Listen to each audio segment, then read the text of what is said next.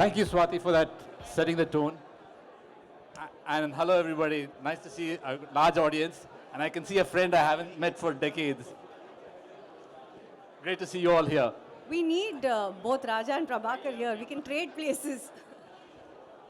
So we are talking, the first unconference session today is about experimenting with work models, what works. And all of us have gone through a dramatic last couple of years. Who would have thought that you could join a company without getting to the office?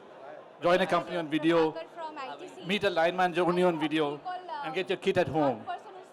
And who would have thought that there would be so much challenge and excitement around this topic? I was looking at a post the other day by Harsh Goenka, the chairman of RPG Enterprises, on the subject of remote working models. And I'm going to read out that quote because I think it sets a great tone for this session. Harsh Goenka says, people now need to come back to office, at least on some days of the week. We need to foster back the spirit and mission of the organization, the culture, the creativity, the camaraderie, the water cooler talk. Only work from home is no longer a long-term good viable option. And this is the killer paragraph that follows. If you want entire freedom, no commute, to be there for your family, your dog, your gym appointment, your TV screen, and not come back to work at all, you'll probably have to settle for a mediocre trajectory in your career. Think and choose your priorities well. So I think that's a great tone setter for the conversation. But before I hand over to the panel, we have a wonderful audience here. So we have a couple of questions for the audience. Can those come up on screen, please? So for all of you who have mobile phones, right? So I think Kumar wants you to take a quick poll. So look out for the question and the instructions which are going to just come up. So while the poll is coming up, maybe a quick show of hands. Is your organization a work from home organization or is it a work from office? If you're work from office, put your hands up. Okay, but, and coming to that, how many of you have a hybrid workplace? Most people. So most people are a hybrid workplace. Those of you who have a hybrid workplace or a work from home work company, if you were to change jobs today, would you join an organization that was only work from office? Yes or no? Yes or no? How many says yes? Yes. Repeat the question. There were hardly anybody who said yes. Two of you. That's a great indicator in terms of what the workplace situation is like. It is a complex issue. While some people call it the new normal, in many cases it's the new abnormal. That's really what we're practicing today. But reflecting, we've had the question, so that's okay. So looking at the challenges today of work engagement and culture, I'm going to look to my panel to react first to Harsh Goenka's comment. Are you prepared to accept a mediocre trajectory to your career if you're going to work from home? So, look, I do follow Harsh Goenka on Twitter, and he's quite interesting, and he has a view, and so does everybody else. But I don't necessarily agree with the entire statement. Some of it is true, but I think in the hybrid and the way the organizations are moving, I don't think you can get people to work from from office every day. I think there are four models. One is you work together, you work together alone, you work alone together, and you work alone. I think we need to really wake up to the reality that we cannot decide anymore. HR has to really step up and understand that they can provide far broader framework rather than the controlled environment we've been living in. And which would mean that it should be an employee's choice rather than our choice. So while we can give a framework to individuals, I don't think performance has anything to do with coming to work. You could come to work and be on Twitter or be on LinkedIn or be on any other social site or even watch a movie. I mean, everybody has great networks today. So I think to assume that people are going to sit at home and only take care of their dog, and I have a dog, so I don't necessarily agree. I think people, if they want to work, they will work irrespective of and pandemic has just proven that. Actually, I think most HR leaders will be very happy with pandemic, and there's been a blessing in disguise here, that a lot of business leaders have woken up to the reality of it's okay for people to work from home. At one point, they just wanted to see people at work all given point in time. I think it's a brilliant thing that has come, and you are working with a Gen Z and Gen Y who don't necessarily love to connect on a personal basis, right? They would prefer to connect on social media or on other media, electrical media, right? So I think we need to encourage it rather than discourage and assume that performance will get destroyed. Productivity has gone up. I mean, pretty much every company is talking about it. Flexibility and autonomy, when you give it to an employee, you always see far better productivity, far better performance than any other ways of working. So I have some thoughts around it, not necessarily 100% agree or disagree. Thank you, Maninder. So you're on the side of hybrid work continuing with some controls in place. Vishpala. Yeah, sure. Firstly, for all the audience here, I think hybrid is here to stay, okay, Kumar? I was just looking at all the people enjoying their tea, eating their samosas, going to the demo stations. Like, this wouldn't happen virtually, right? We've all been in conferences where you put your video off, you listen to lots of speakers, but I mean, look at today. Look at the energy that is generating, right? Look at the connections that people are making. Look at the networking opportunities as well as hopefully some content. So I think hybrid is here to stay, Kumar. So it cannot be extreme. I think it's a personal preference. So today, if I had an option, I mean, if I had a responsibility of taking my pet to the vet or my child to the school, I wouldn't be here. But if I wasn't, I would choose to be here. So I think the importance is the flexibility to choose, and I think that is what is important. And I think I do agree with Harsh Goenka. Like, Philips is a company that's taken a stance. Like, for us, innovation, and we're a product company. We've also told lots of employees to say that if you don't want to come back to work ever, we are not that company, because collaboration and innovation cannot happen virtual. It's not about me, it's about us. At least that's my take. Thanks, Vishpala. Pramath? So it's no more a binary choice. There is no 0 and 1. Like life, this is also a gray area. And today, you can't police anyone. It's all such egalitarian society, both at workplace and otherwise, that you cannot provoke people to follow you. It has to either come through invocation, or you have to give space and time to your employees to transition. Now, what I'm also cognizant is, within some organizations which are not 100% hybrid or work from home, for example, if you have manufacturing sites, you have project sites, then you create two classes of people in the organization. And eventually you will be accountable to manage the nasty aspect of human nature in both. Because then both you will have disgruntlement within the organization that you need to think of. So while here maybe many of us are privileged that we can leverage technology and work virtually, but still people who are working in the hotel to facilitate things, they can't work virtually or remotely. 70% of the world doesn't and cannot be productive virtually, and we cannot be here discussing only the remaining 30% and cater to their needs. But no policing, it has to happen slowly. As an organization, you have at the end of the year a performance management system to evaluate. For employees who want to be more happy and less productive, you can take care. So how do you build engagement in the workplace today? And I'll give you a background to this question. All of us would have heard decades ago the Tavistock experiment in Ahmedabad, where they put workers who in a textile mill, where they didn't see each other. Productivity dropped. When they just shifted the workplace and had people working in the same corridor, productivity went up by 20%. So in a hybrid workplace, do you think productivity, all the panels are saying productivity has improved, but is that temporary, a surge with the excitement of the work from home, or do you think it's here to stay? Okay, so the way I would look at it, of course, it depends on the industry you're working in, right? So like Pramath mentioned, it's not about hotels and the textile workers. If I look at my industry, which is the IT industry, I think, and I mean, if I go back to my organization, I have 78% of our people who are Gen Y and Gen Z.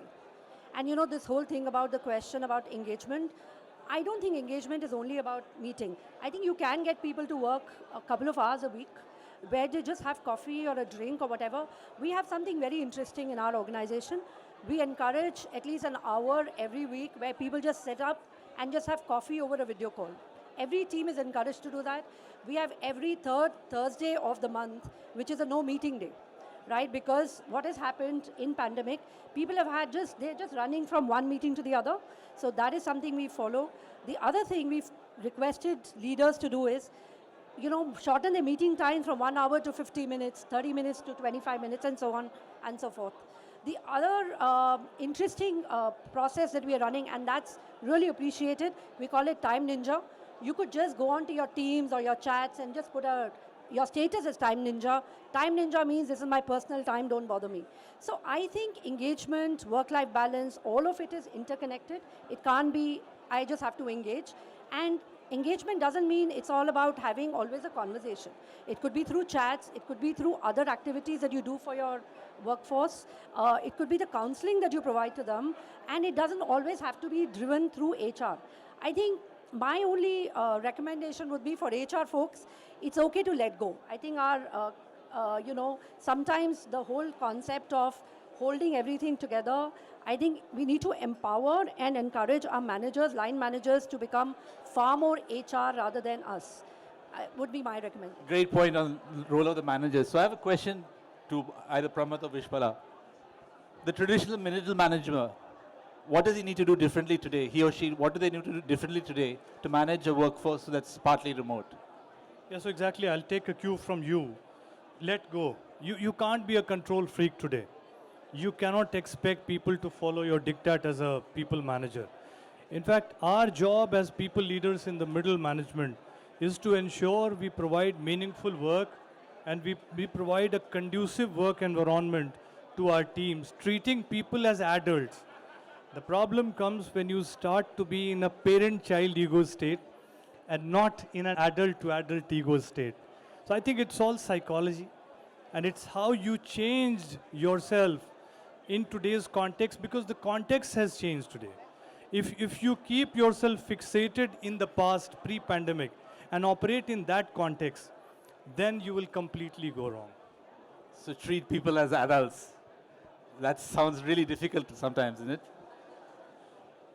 So I have a follow-up question. So all of you would have heard of Gallup's 12 questions which measure employee engagement. And the fifth question in that is that I have a best friend at work. How do you make a best friend at work if you're not at work?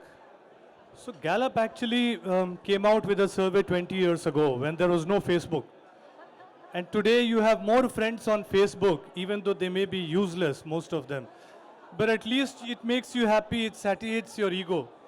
So why do you need to bother? Gallup needs to change its question now and interpret it differently. How many virtual friends can you make?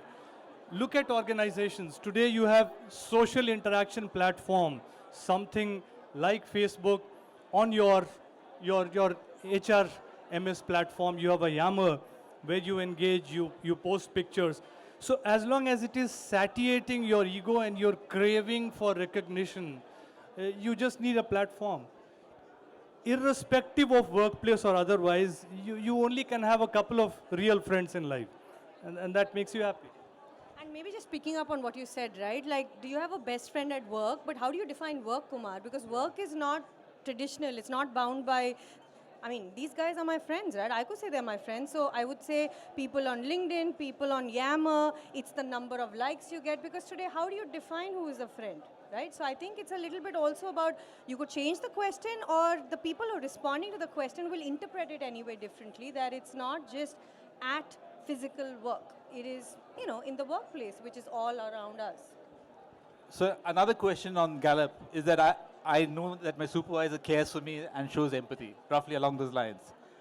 How do you demonstrate empathy when all you can see, you don't know whether the person is wearing boxer shorts at the other end of the screen? So I think, one of the biggest change the pandemic has brought in is the empathy at work. It doesn't matter whether you're a supervisor, you're a colleague, you are a reportee. It doesn't matter the role you play. If empathy is not part of your culture, it's not part of every individual, it's going to be tough to succeed in today's world. I think empathy now has become a very important leadership skill as well. And a lot of organizations, at least we are working towards it. I do want to just bring up one point to your earlier perspective. I just wanted to share. So, at Mastech, what we have done, And just very, very small thing when you look at giving empowerment to employees. We do not have, and talking about adults, the point you raised, we do hire adults, but we decide when they take leaves, right? Why? So we don't have that policy. Here, employees decide. It doesn't matter you're a trainee or you're a CEO or you're a managing director. The leaves are decided by the individual. The supervisor has no power to stop your leaves because these are earned leaves.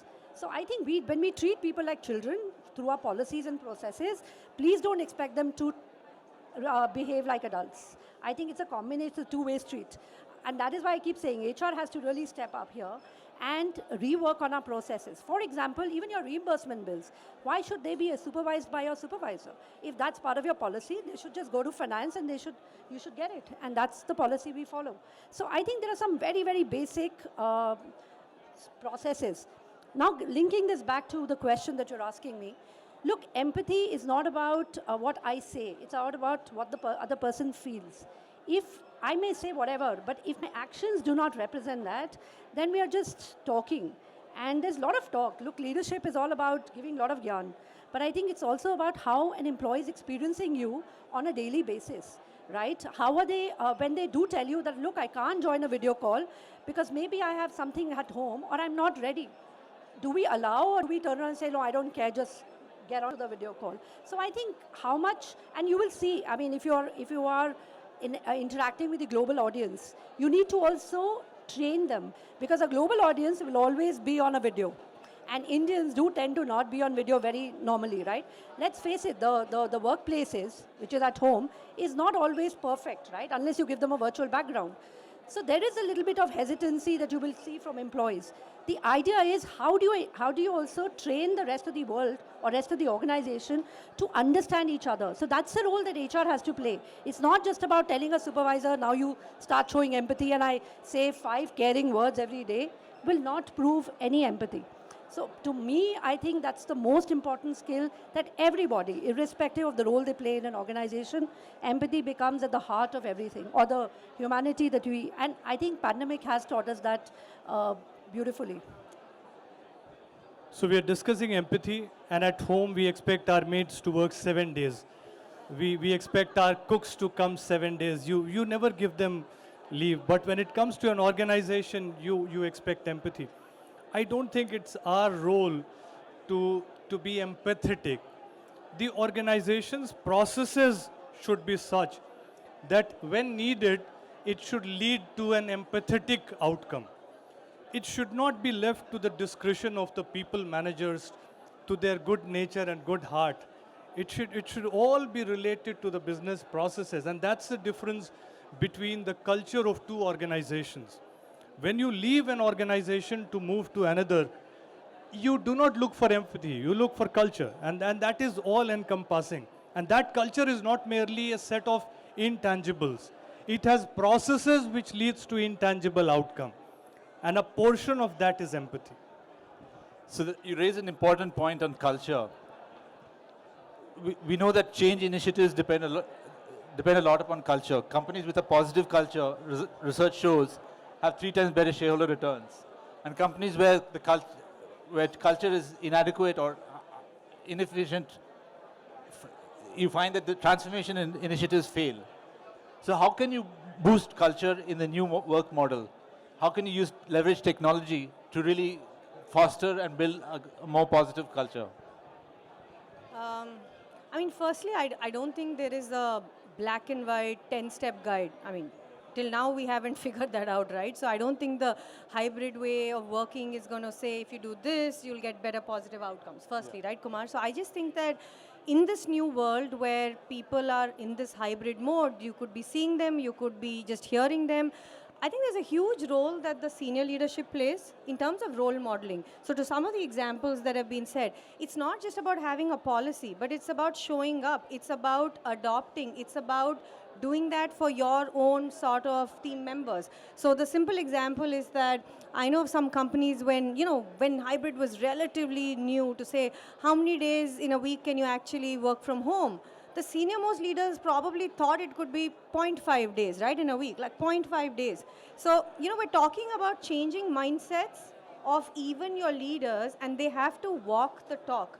And when it comes to tools, I think for HR, I mean, I hear my colleagues here, if there are companies who've said that we've learned this new way of hybrid, but have we figured it all? Absolutely not. So in 10 years or 20 years, when like my children enter the workplace, I mean, we would have figured it out. So today, it is about experimenting, and I think like that's the other thing. What works for their company versus our company, there is an intangible related to values and culture. So I don't think we can ape, because we know of some companies like the FANG companies, etc., where everybody wants to be them. But the reality is everybody is not them and they are not us. So I also think that own your own sort of space and set the tone, walk the talk, and it's a two-way street. Culture is not just top down, it should be felt and heard by people. And that's where you still need some physical interaction, my view. So before we open up for audience questions, one more to all the panel members. Think about something that your organization did well, that worked, and is there an example of something that you tried that didn't work in improving productivity or managing the work from hybrid work models? Sure. So I'll go first. I'm very blessed. I have a great leadership team, great CEO. Fortunately, I think culture flows from the top. I totally agree. Like fish rots from the head, culture flows from the top. It's a very, very simple statement. But I think if your leaders are talking the same language, it really works. Now, what worked for us was our leaders. I think each of them understood the whole impact that pandemic brought in. However, I must say that some of the leaders did come up and say, look, I need to check whether people are really logging in for so many hours. So we came with a tool. I mean, in spite of the fact that HR was totally against it, we did try that tool in one of the locations in the world, and nothing changed. After doing that, we said, okay, now what? What are you going to do? Are you going to ask people to log in more hours? Because, see, whatever you do, there has to be a consequence or there has to be an action after that. So that was one learning that, look, no point, these tools don't really work. And fortunately for us as HR, we were very happy because it didn't work. So I think after that, we've not had those conversations.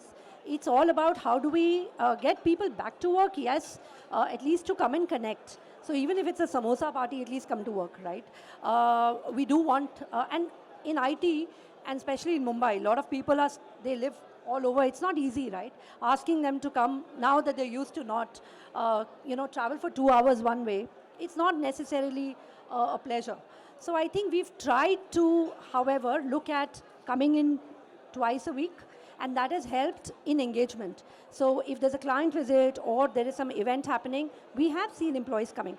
We also do a lot of cultural events. We have something called, I'm sure we all do, all hands meet. We have a quarterly meet. And what really works for us, globally everybody participates, right? It's not just the India or the US or the UK. I have 40 countries we operate out of, and everybody is participating. I think that tells you whether people are engaged, going back to the culture bit. So I think those things have worked for us very well, apart from the wellness programs that we've run so far. We go in order. Want me to answer the same question? Yes. What's worked? What's worked and what hasn't worked? I think, Kumar, like for us, being in the health technology space, right, like in the health services space, in the pandemic, there was a lot of unlearning, especially related to collaboration. So it meant redesigning offices, giving up dedicated spaces, the fact that you can come to work to be more productive, to meet people rather than come to work to actually file a claim, right? You don't need to come to work to file a claim. You don't need to come to work to probably respond to an email. So I think that realization, as well as taking people along the journey, I think has been interesting, and then adopting to this new world of the future of work, which we haven't really spoken much about today, was, I think, that worked for us, but also is still work in progress, because we have some segments that have adopted very well. There are some segments who are still questioning it. So I think that's how I would put it, both sides of the coin. So what has worked for us is there are people who want to work from home. There is a great deal of dependence on their spouses to push them out. So when people are unhappy at home, they come to the office.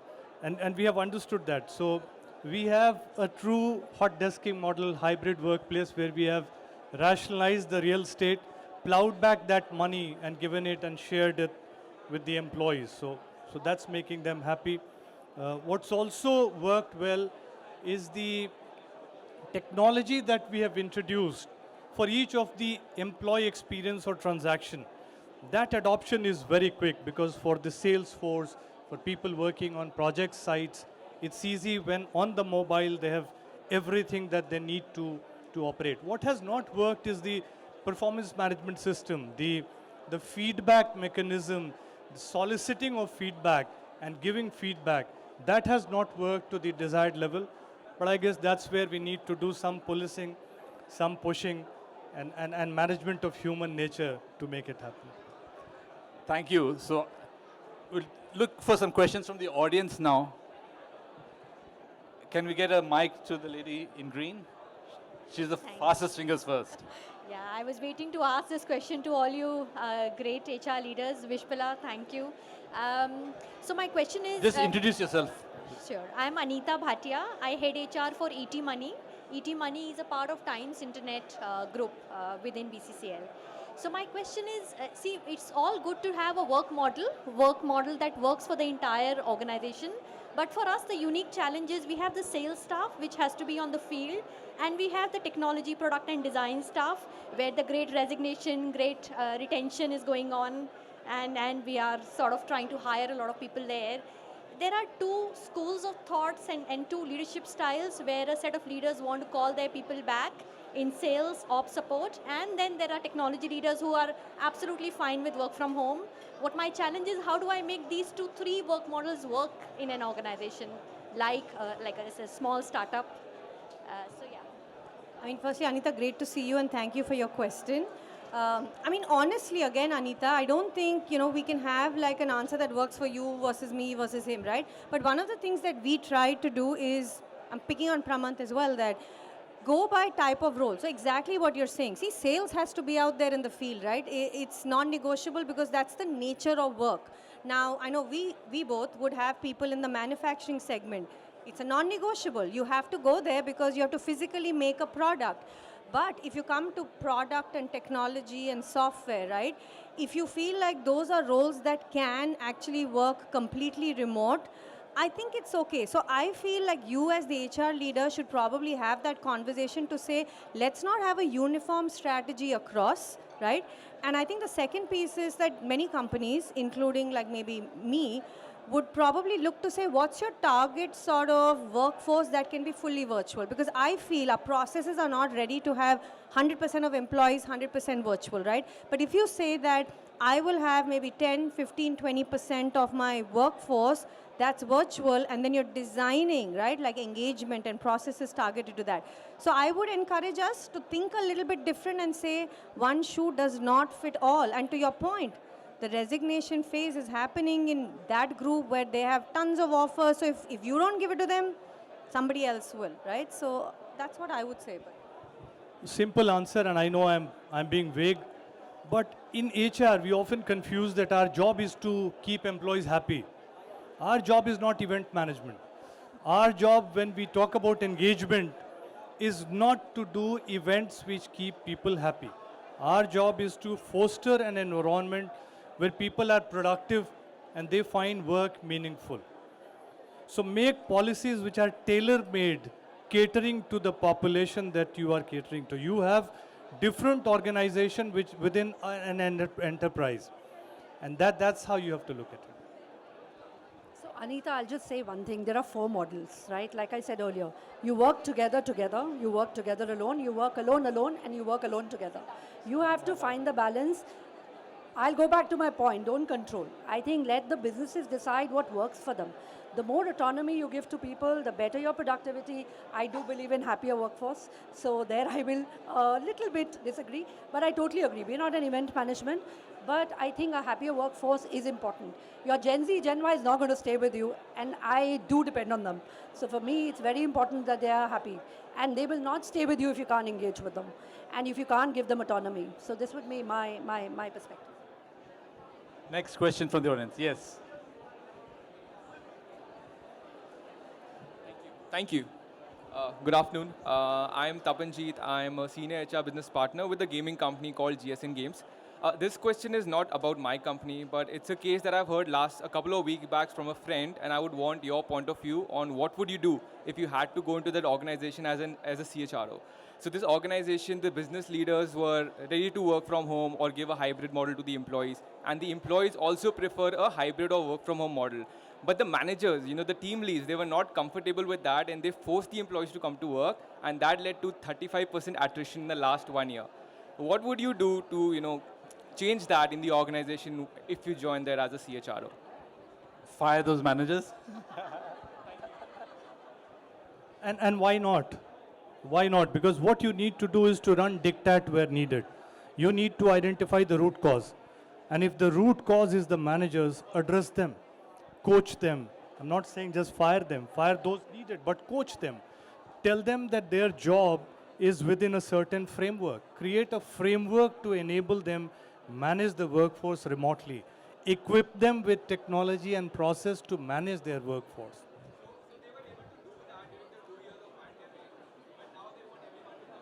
Yeah. Yeah, so they need to be non-playing captains. Yeah, and exactly, right? There's something called no optionality, or you can't delegate dilemma. And I think, to your point, if the management has decided who's setting the tone and this whole point of culture, employees want it, then I think there has to be effort to take people along. So I think you have to give them a fair chance by saying, hey, this is not optional anymore. This is your role. This is how you need to do. So there is a little bit of element of, I would say, training. But in the end, if you find like those sour apples, make them an individual contributor. Don't fire them. Keep them. You need those people. You need to keep your attrition down. So I have a different take, okay? So when we rolled out the whole process of autonomy in our organization, we had a similar challenge. Leaders wanted the autonomy at the lowest denominator. People wanted it, but managers were not keen, and they said, what the hell, I can't control, and how do you want me to work with an individual when I can't even decide their future? I think the idea is to first have a conversation with them and find out what is their motivation. There is some motivation, right, that is driving that behavior. So either that motivation is control, or that motivation is, look, what happens to me? Will I become consequential in the whole thing? Yeah. I think if you give them a little bit of security and make them understand, I think it's all about, working with them. Maybe some people will need to go, maybe, if they don't. But I don't think you can just decide that, look, I will, and some people will go through coaching, mentoring, because they need to become leaders. These are your future leaders as well. So I think you need to invest time, and any change model will always have naysayers, right? So it's all about how do you get them to work, because they are coming with limited experience. They are coming with the sense of insecurity. So I think it's all about working with them. I hope that answered your question. It's about the shift in mindset. So while I said fire them as a joke and aside, the role of the manager has changed to be a coach rather than a supervisor or a policeman. Hi, my name is Tanvi and I head... Michael, closer. Hi, my name is Tanvi and I head human resources for FinTech Loan Frame and Kredak. We are essentially a MSME-based lending A little louder, platform. please. We can't hear you. Am I audible now? Yeah. So my name is Tanvi and I head human resources for a FinTech company called Loan Frame and Kredak. We essentially facilitate MSME-based lending.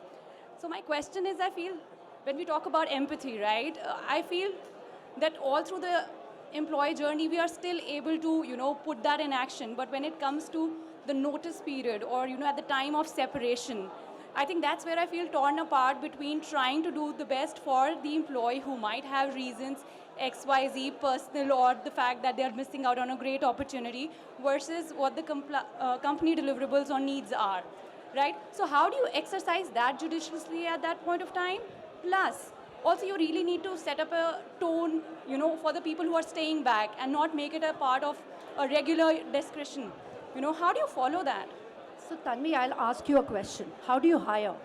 Are you allowing people to serve the notice period? If you are, then Yes. you should do the same for Yes, your we employee. allow them to serve the notice period, and the other option is that we, in case it's allowed to be bought, then we allow them to buy their notice period and we fed that. Okay. But that's not part of our policy, right? So how do we... So I think you have to be judicious here. You have to figure out what works for you. So we have a saying in Mastech, once a Mastech year, always a Mastech year. Even if an employee is leaving you, they are still your brand ambassadors. They will talk about your company, good, bad, ugly, whatever it may be, and it's all about that experience. And that last day experience does matter, or the last mile, right? So I think it's all about having the conversation, making them understand if you want them to stay, why you want them to stay, because they're doing a critical role, or you do allow them to go because you want to. It's okay. You have a backup. So I think it's a combination, and you have to play it by the ear of the Maybe rather than just going with a black and white answer. I think I wasn't clear. So it's not whether the separation needs to take place or not. The idea is whether there's an early relieving or not. Yeah, I'm talking about the same thing. So maybe Early I can release just depends add on here. the criticality of the role that the individual is playing for your organization. Assuming it's a critical role. Then you will have to have the conversation with the individual. I mean, my take would be it's transparency, right? I mean, this is nothing that you're creating for that employee. So when they join the company, they have an appointment letter. It is a policy that you're uniformly adopting across. So if you have a 2 months notice or a 3 months notice, they know that even before the interview stage. So I think as long as you're consistent, it's not about not being empathetic, because empathy is a two-way street. Employees also have to be empathetic to the organization. And as HR, you have the tough role of balancing employee and organization. So I would always take the path of consistency. If you do it for one employee, you better do it for all employees. So you cannot say, oh, this manager has said, let's do this for this employee and not for the other. That will cause the sense of unfairness or this bit about they won't be loyal to you. But as long as you know and you tell them that this is what we do. And last but not least, if you have a leave policy that they could adjust against, that's probably something you would allow, right? If, it's financially making sense. Thank you so much. So, gentleman in white there. Hi, Abhishek Mohanty. I lead performance and rewards for Merino. Hello, Vishpala. So my question is, now that the services industries have been upselling work from home, right? So is it becoming very difficult for the manufacturing, hospitality and airlines to kind of source talent to make sure that they are on the plant, because you can't do without it? And do we need to start incentivizing, or like Vishpala just mentioned, that if it's a policy and you need to be in the plant, you have to be in the plant? Spot on. Abhishek, you are absolutely spot on. And this, in fact, is going to be the predicament of HR professionals. There is no answer as yet. There can't be an answer in immediately incentivizing it, because it's about behavior. And you cannot incentivize beyond salary a behavior which ought to be. And therefore, I'm short of a response at this point in time. I guess we are all trying to figure it out. We'll need to figure out multiple models. Some may work, some may not. We may go back status quo ante to how we were operating. I guess we are vacillating between different options at this point in time, but it's definitely a great point to ponder over. Thank you. Yeah. Yeah, hi, very good morning. My name is Dure Afshan and I am from HTFC Ergo. I'm a business partner for our health vertical. I handle North and East region. Okay, so my question to the panel is, we have two kind of workforce. One workforce which is working from home and one workforce which is coming to office, right? So what is more important, to be disciplined at work or the productivity? For example, if my workforce is working from home and we have given him a task, he has completed and I don't know what he is doing at work. So how to monitor that? And okay, you will say, okay, then you are not giving him much work. I'm giving him more work. He's completing, and then how to monitor that? And what is more important? The discipline at work, that he should be there, and he should be there for the organization from 9:30 to 6 o'clock, or it is fine that the job is done, then it is okay for us. I mean, my personal view, but I'd love to hear the other panelists, is that productivity is a bigger metric than discipline for any organization, right? Because it is impact and output versus input. And discipline is a process, so you could have some baseline. Again, I can't get into the specifics of what you're trying to solve, but if I had to choose as an HR person with my leadership to say, what should we put focus on? Think of it the other way, right? If you didn't have productivity and you had great discipline, will it help the organization? Versus if you have great productivity, and to your point, your definition of discipline of not coming to work 9:30 to 6, maybe they come half a day, I don't know what the examples of discipline are. I would always emphasize on productivity, and I would discourage as an HR person to use the word discipline, because the word discipline is related to something not working, the person not meeting the bar, us taking action. So, I think the word policy, the word like, I don't know, guidelines, the work like, I don't know, bucket it under something else. Like, here is our value of coming to work, or here is why we need to come to work, versus saying discipline. So operating discipline maybe is a framework, productivity is a subset of that. Why do you need to monitor? Now look at it, the business leaders who want to see crowd in their offices are pushing HR professionals to bring back people to work. It is their innate desire to control. You have to monitor their behavior and act as the conscience keeper and sounding board. Because what's important today is to let employees work for the organization. And you can easily do it as long as you keep it within the framework of the KPIs or goals of that employee. As long as the employee is working well on the KPI and delivering, what he or she is doing shouldn't bother, because on one side as an organization you want to encourage water cooler conversations and get people. So water cooler conversation also is an unproductive conversation, right? So on one side you want to have unproductive conversation. On the other side you don't want to let employees behave like people and human beings. I think it's that coaching which you need to do with your people leaders. Just one example. Sorry. I just wanted to give you an example, right? And this is when my first job, first year, okay? This was after 6 months of my whatever, like not internship, whatever it's called, right? Conversation with my first manager. So he tells me that, you've done everything amazing, so supposedly, but the one thing that you could do better is that you don't come to work on Saturdays and Sundays. I mean, not Sundays, but on Saturdays. So again, now is he right? Was I right? Because we're a 5-day working week. So I'm just talking about the concept of discipline is different to different people. I was doing my role, but I was told I don't show up on a weekend, which a lot of people did. Something for you to think. I think we have time for a few more questions. Can I just try and... Jagjit, I think you've been trying for some time, and then we'll take the Kumar, question. can I just answer? Just one point I'll say, it's about output. Whether productivity, quality, whatever you want to measure. I think you may want to manage your managers, you may want to have core hours within the work day. Core hours that everybody is logged in or everybody is together. So what happens, there's a satisfaction that everybody is there during those 4 hours or 3 hours that I want people to be. You just manage that bit, I think that will help.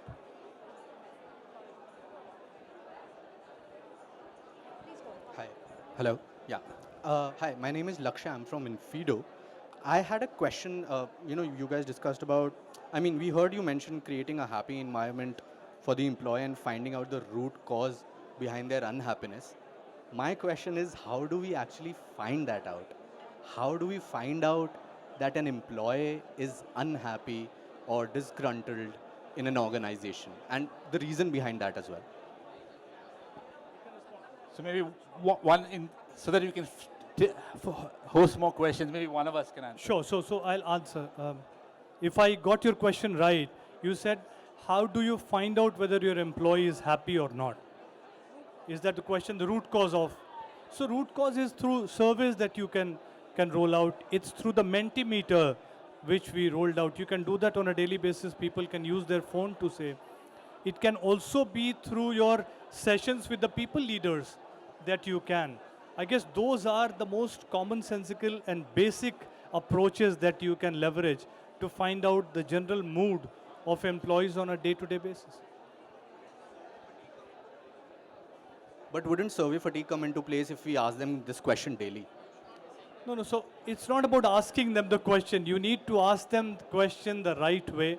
You also need to have a platform where without you asking, they give you a feedback on a daily basis.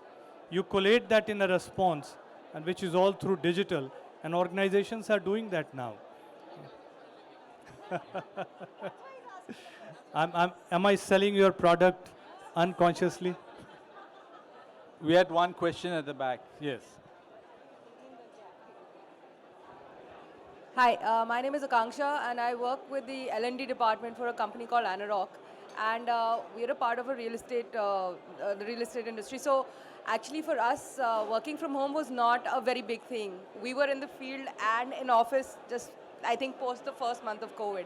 But having come, since I've heard the whole conversation, and there are these different models that we've been talking about, hybrid and people working from home and then people coming to office and things like that. I want to understand your thoughts on people who are working in a hybrid model, or somebody who is definitely just working from home. How would you inculcate effectivity of a training or building a skill? How would you kind of benchmark that, or how would you understand the effectivity of a program that you may have rolled out for a skill development or upskilling your managers, etc., etc.? I mean, I just want to understand your thought on that. Thank you. So look, I'm in an IT company, right? So people, if they don't upskill themselves, technology is changing by the minute. They will not be relevant. So I think learning actually has to depend on the employee. You can't control learning. Like I said, let go. You will be surprised. So we rolled out something called Learn Anytime, Anywhere, pre-pandemic. But the whole concept was because people are working crazy hours, can I give them the time and the space to learn whenever they want to? Do you allow them certifications? See, everybody loves to add certifications. So I think the moment you give them certification process, they love it. Allow them and you will see people flourish. Start appreciating, give that importance within the organization, talk about it in every forum possible, have leaders talk about it. Automatically there is this complete focus that goes into, you know what, we are a learning culture. And that is how you kind of build the whole concept of I own my learning, and that happens. And needless to say that you need to have your platforms ready where people can see where I am, what have I done so far. And another thing is gamification. Try and see if you can, everybody, it's always a problem about the neighbor, right? If the neighbor has better versus me, I will make an effort. So I think maybe some bit of competition also helps. So we're out of time now. And if people are leaving, then also you know that your upskilling is working because their skill is in demand. So we're out of time now. So I'd like to thank all of you for your active participation. Yes. I hope the conversation provoked some thinking. But what I'd like to quickly summarize is that clearly hybrid work is here to stay. Management processes need to change. Your engagement surveys, and I'll write to Gallup, Pramath, to let them know that they're outdated. Processes need to change. We need a new breed of managers, a new breed of employees. But as long as we continue to focus on the basics, culture, trust, and we will probably continue to succeed. Thank you all for active participation. So with all that Kumar has said, HR is here to stay, guys, okay? For jobs.